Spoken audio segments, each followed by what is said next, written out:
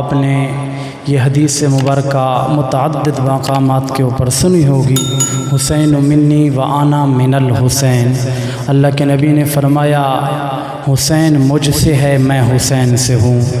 اب مورخین مفسرین نے لکھا ہے اس بات کی تو سمجھ آتی ہے کہ حسین منی و انا من الحسین، اللہ کے نبی نے فرمایا حسین مجھ سے ہے۔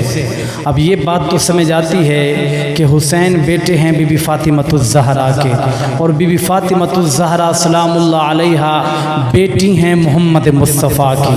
اب اس معنی کی تو سمجھ آتی ہے کہ حسین مجھ سے ہیں، کہ میری بیٹی فاطمہ مجھ سے ہے، اس سے حسین ہیں۔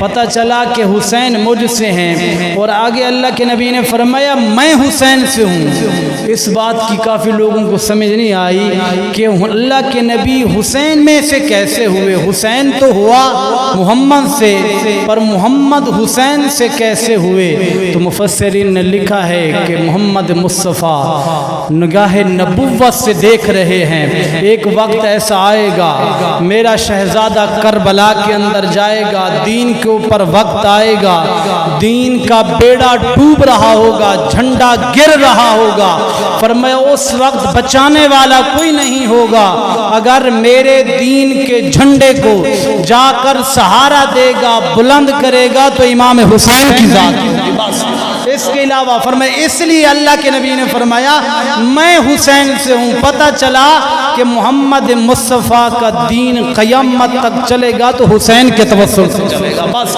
اگر حسین نہ ہوتے، اسی لکھا نا کہ اگر نبی نہ آتے تو دین آتا نہ، بنتا نہ، اگر حسین نہ آتے تو دین بچتا نہ۔ نبی آئے تو دین آ گیا، اور حسین آئے تو دین بچ گیا قیامت تک۔